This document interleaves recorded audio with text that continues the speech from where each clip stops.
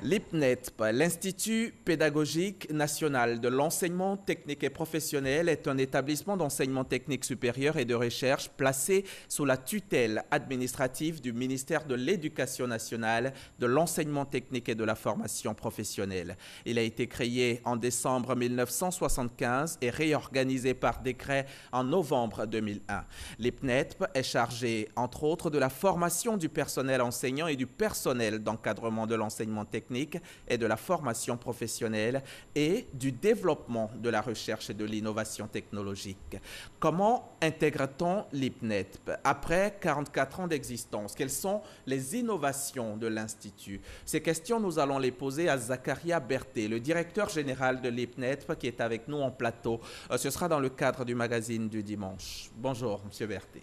Bonjour Hamza Diaby. Merci d'avoir répondu à notre invitation. Merci de m'avoir invité à ce plateau. Je vous retrouve tout à l'heure, dans 30 minutes. À tout à l'heure. L'Institut pédagogique national de l'enseignement technique, IPNET, à sa création en 1975, l'Institut avait pour mission assurer la formation initiale et continue, la recherche pédagogique et technique, la production didactique et industrielle, le conseil, la production pédagogique et la formation à l'emploi et au métier de l'enseignement technique, instituteurs, professeurs des lycées et collèges, entre autres.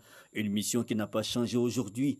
Un temps manquant d'épaisseur dans la réalisation des objectifs, faiblesse des infrastructures oblige, la donne a changé depuis le 28 mars dernier. Plus de 1,9 milliard de francs CFA avec le soutien de l'ONUDI et de l'Union européenne, injectés dans le renforcement des capacités techniques de l'Institut. Un bâtiment de 2 étages et 6 classes. Mais qu'apprend-on précisément dans cet institut? Il y a les métiers de la formation professionnelle, gestionnaire, financier des écoles, conseiller d'orientation et formateur, entre autres, ainsi que les métiers de spécialité, formation industrielle, fabrication et génie industriel, sans oublier la formation tertiaire, la gestion, comptabilité et la formation générale, chimie, biochimie, entre autres. L'IPNET prépare enfin à différents CAP de l'enseignement technique et à divers doctorats en sciences de l'éducation.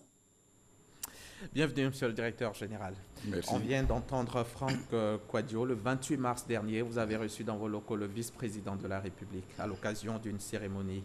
Cette manifestation se situe à quelle occasion? Merci Hamza Diaby. La manifestation était l'aspect solennel de la remise des constructions, des réhabilitations et des équipements financés par l'Union européenne.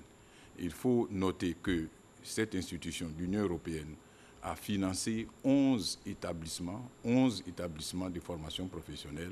Pas qu'Abidjan. Pas qu'Abidjan, justement, répartis sur tout le territoire national. Alors, et donc, à la faveur de cette manifestation du 28 mars dernier, c'était la partie solennelle de la remise des équipements et des réhabilitations, puisque l'IPNET a bénéficié du plus gros investissement de la part de l'Union européenne. Il faut dire que l'investissement global s'élevait à près de 19 milliards. Exactement, 28,5 millions d'euros, donc un peu plus de 18 milliards de francs CFA. D'accord. Dites-nous, l'IPNET, c'est quoi les missions de cet institut? L'IPNET, vous l'avez dit à l'entame, est une grande école d'enseignement supérieur, de formation de formateurs. Et sa mission, à sa création, comme vous l'avez si bien dit en 1975, est de former des formateurs pour les établissements de formation professionnelle en Côte d'Ivoire.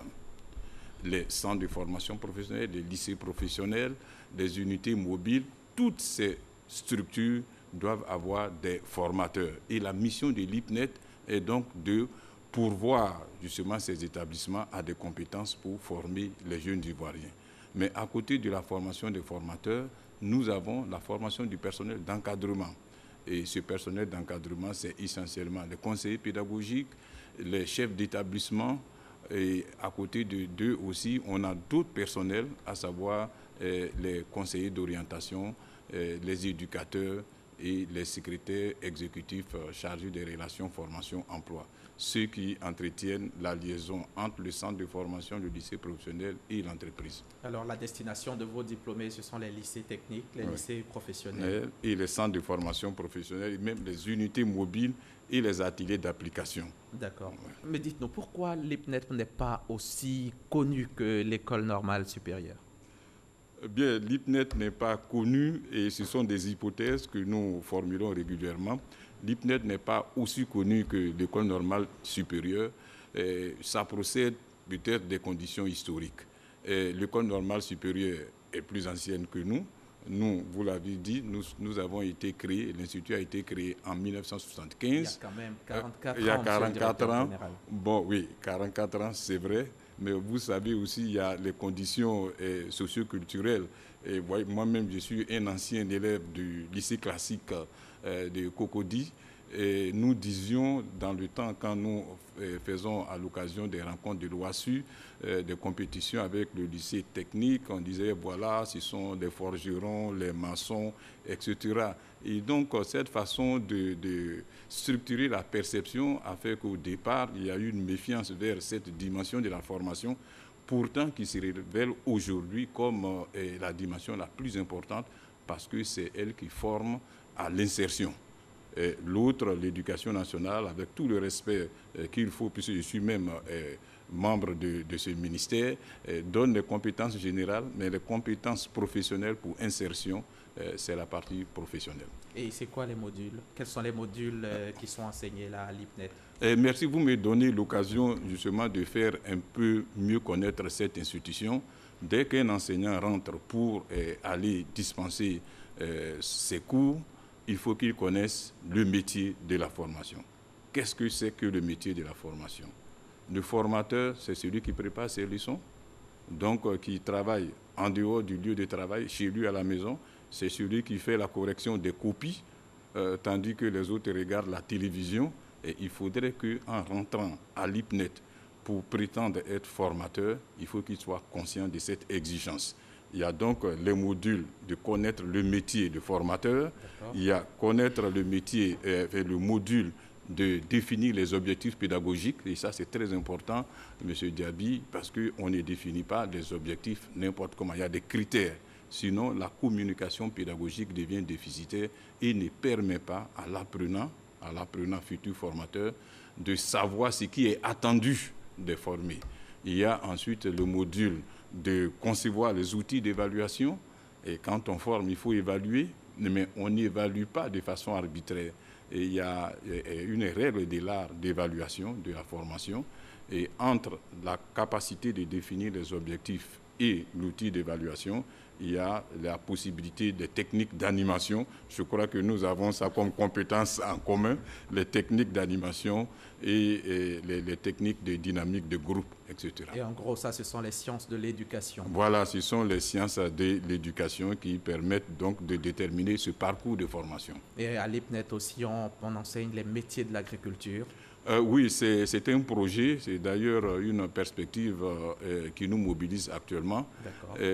Depuis environ 1 an et demi, la mission nous a été donnée de former, je précise bien, les formateurs au métier de l'agriculture, c'est-à-dire des personnes, des jeunes Ivoiriens qui ont déjà des compétences dans les métiers de l'agriculture, de la production animale et des ressources halieutiques, de venir acquérir la dimension pédagogique pour en faire des personnes qui ont une double compétence professionnelle dans leur discipline et l'autre compétence pédagogique pour pouvoir enseigner efficacement. Il y a aussi la formation industrielle. Vous enseignez la mécanique automobile. Oui, tout à fait. L'hôtellerie également. Exactement. Mais vous êtes très bien informé.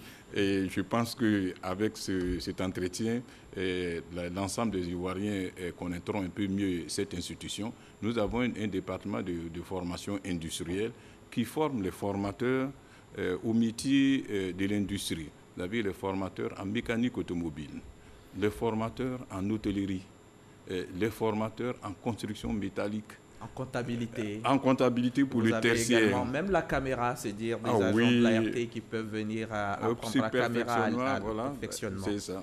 Et nous avons même des personnes célèbres à la RTI qui ont fait leur début à l'IPNET, Arantes de Bonali, qui est cinéaste. Qui est passé chez vous. Voilà, et nous avons Doukouré Ibrahim à Radio Al-Bayan, qui également est passé chez nous. Nous avons un studio, mais tout est parti du studio pour faire la simulation. C'est un studio d'enregistrement d'une prestation pédagogique et qui est ensuite exploité à des fins critiques pour bien enseigner. Et en évoluant, nous avons glissé vers la formation de tous ceux qui s'intéressent aux formations qualifiantes dans les métiers de l'audiovisuel.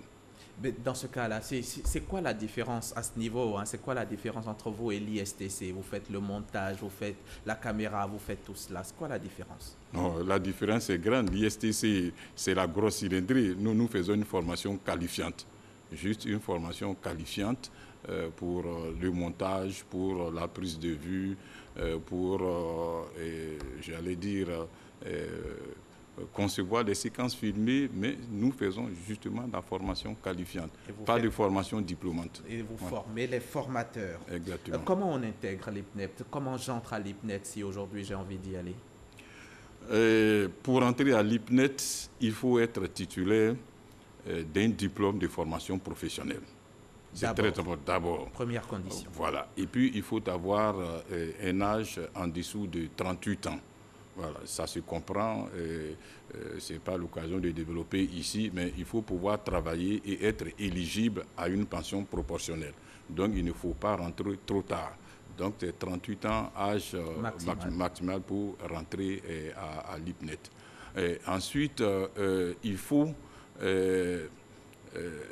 avoir de l'expérience professionnelle. Combien d'années? Minimalement, 3 ans sont requis pour pouvoir postuler au concours d'entrée à l'IPNET. Et la forme, d'accord, allez-y. Et vous voyez, M. Hamza, il s'agit pour nous, IPNET, pour une formation pédagogique réussie, de former des personnes qui ont une expérience professionnelle.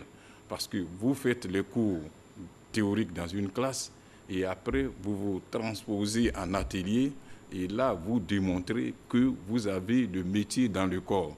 Si vous n'avez pas d'expérience professionnelle, vous ne pouvez pas être un bon professeur de pédagogie professionnelle. Et la formation, ça dure combien de temps? 2 ans à l'IPNET, une première année où nous avons les renforcements sur le contenu de la spécialité et une deuxième année, une partie de la deuxième année en établissement pour pouvoir faire des simulations d'enseignement sous le tutorat d'un enseignant bien formé et bien expérimenté. On parle de plus en plus de formation par compétences chez vous. Ça m'amène à vous demander, c'est quoi vos perspectives, les projets de l'IPNET? Oui, notre perspective, vous le trouvez très bien, c'est d'amener les populations actuelles qui rentrent et les populations à venir à enseigner selon l'approche par compétences. Vous savez, les pédagogies dans la formation professionnelle sont calquées sur ce qui se passe dans l'industrie de production. L'industrie a inventé l'Organisation scientifique du travail avec Taylor, et vous le savez, et Taylor a parcellisé les tâches par objectif. Et ça a influencé la pédagogie professionnelle par objectif, où il faut découper les tâches. Et à un moment donné, il y a eu un recul et on reprochait à des personnes formées suivant ce processus d'être rigides dans la pensée. On disait qu'il y avait un découpage, mais rien n'était fait pour mettre tout cela ensemble. Et aujourd'hui, on demande à l'ouvrier de ne pas être celui qui obéit, mais celui qui ajoute de lui-même, donc de la valeur ajoutée par rapport à son poste. Donc, ça a amené à reconsidérer la pédagogie par objectif pour faire la promotion de l'approche par compétence.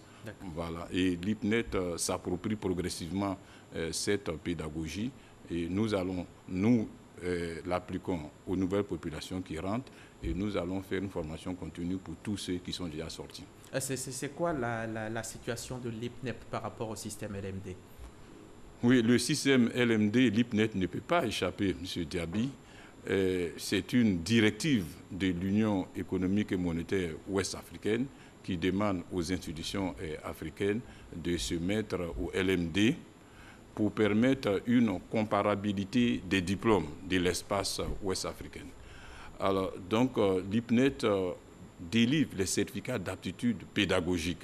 Et comment nous avons opéré pour répondre à cette exigence?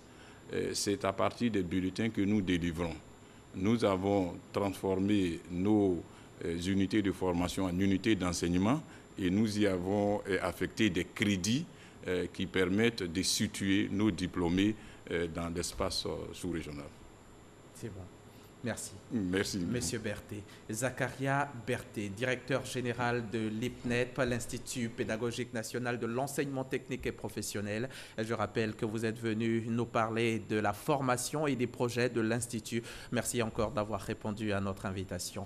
Quant à vous, chers téléspectateurs, ce journal est terminé. Merci de nous avoir suivis et bon dimanche sur la chaîne Kéras.